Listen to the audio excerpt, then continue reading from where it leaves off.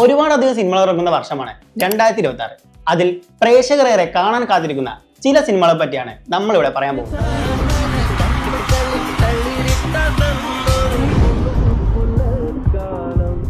മലയാളത്തിൽ നിന്നും ഏറെ പ്രതീക്ഷയോടെ കാത്തിരിക്കുന്ന സിനിമയാണ് പാട്രിയറ്റ്.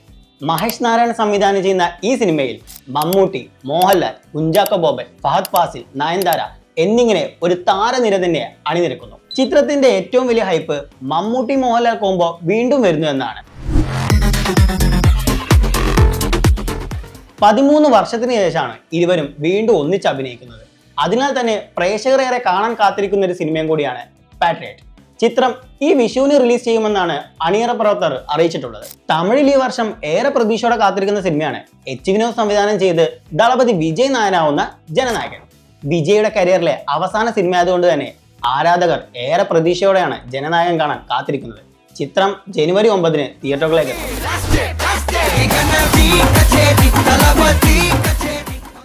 അടുത്തത് വീണ്ടും ഒരു തമിഴ് സിനിമ. നെൽസൺ ദിലീപ് ഗാർ സംവിധാനം ചെയ്ത് തലൈവർ രജനീകാന്ത് അഭിനയിക്കുന്ന ജയിലർ 2. ജയിലർ എന്ന സൂപ്പർ ഹിറ്റ് സിനിമയ്ക്ക് ശേഷം നെൽസൺ, രജനീകാന്ത്, അനിരുദ്ധ് ടീം വീണ്ടും എത്തുന്നത് ജയിലർ 2മായാണെന്ന് അറിഞ്ഞപ്പോൾ മുതൽ വളരെ പ്രതീക്ഷയോടെ കാത്തിരിക്കുകയാണ് ആരാധകർ. വലിയ താരനിരയുള്ള സിനിമയാണ് ജയിലർ 2. ചിത്രത്തിന്റെ ഒഫീഷ്യൽ കാസ്റ്റ് റിപ്പോർട്ടിന് പുറമെ മറ്റ് ഇൻഡസ്ട്രിയിൽ നിന്നും ഒരുപാട് ആക്ടേഴ്സ് ഉണ്ടാവുമെന്നാണ് പറയുന്നത്. ചിത്രം ജൂൺ 12 റിലീസ് ഉണ്ടാവുമെന്ന് അണിയറ പ്രവർത്തകർ പറയുന്നു.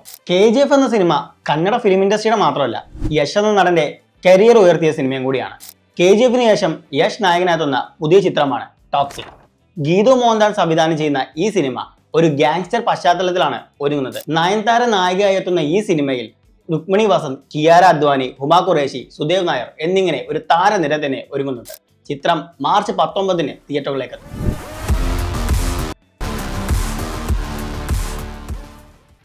അനിമൽ എന്ന സൂപ്പർ ഹിറ്റ് സിനിമയ്ക്ക് ശേഷം സന്ദീപ് റെഡ്ഡി വാങ്ങ സംവിധാനം ചെയ്യുന്ന പുതിയ ചിത്രമാണ് സ്പിരിറ്റ്.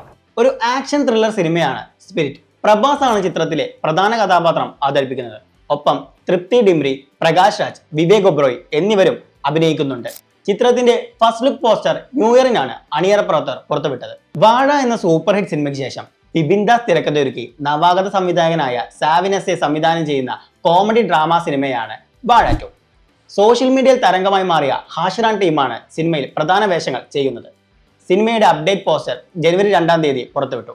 വേനലവധിക്കാണ് സിനിമ തിയേറ്ററുകളിൽ എത്തുമെന്നാണ് അണിയറ പ്രവർത്തകർ പറഞ്ഞിട്ടുള്ളത്. എബ്രാം മോസ്ലർ എന്ന സിനിമയ്ക്ക് ശേഷം മലയാളത്തിലേക്ക് ഒരു തിരിച്ചുവരവ് നടത്തിയ നടനാണ് ജയറാം.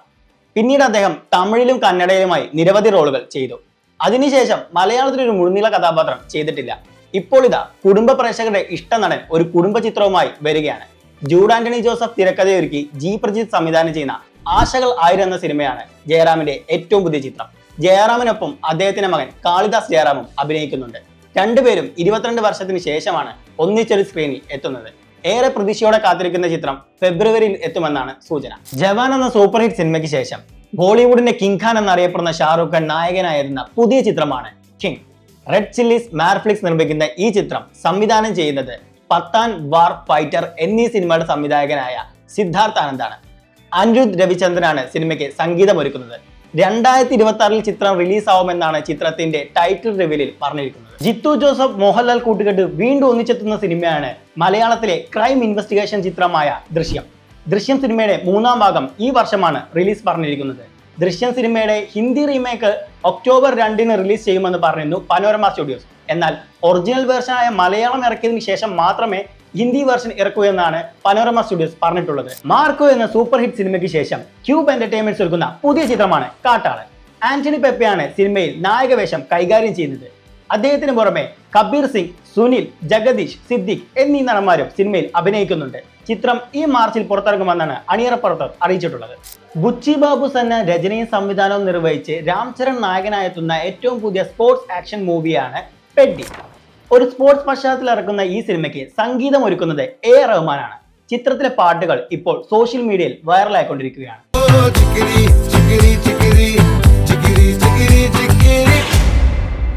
അദ്വൈത് നായർ സംവിധാനം ചെയ്യുന്ന ഒരു ആക്ഷൻ എന്റർടൈൻമെന്റ് സിനിമയാണ് ചത്തപച്ച. ഇതൊരു മൾട്ടി സ്റ്റാർ സിനിമയാണ്. അർജുൻ അശോകൻ, റോഷൻ മാത്യു, സിദ്ദീഖ്, വിശാഖ് നായർ എന്നിവരാണ് സിനിമയിൽ പ്രധാന വേഷങ്ങൾ ചെയ്യുന്നത്. ചിത്രത്തിൽ മമ്മൂട്ടി ഒരു ക്യാമിയോ റോൾ ചെയ്യുന്നുണ്ട്. ഈ വരുന്ന ജനുവരി 22 ചിത്രം തിയേറ്ററുകളിലേക്ക് എത്തും.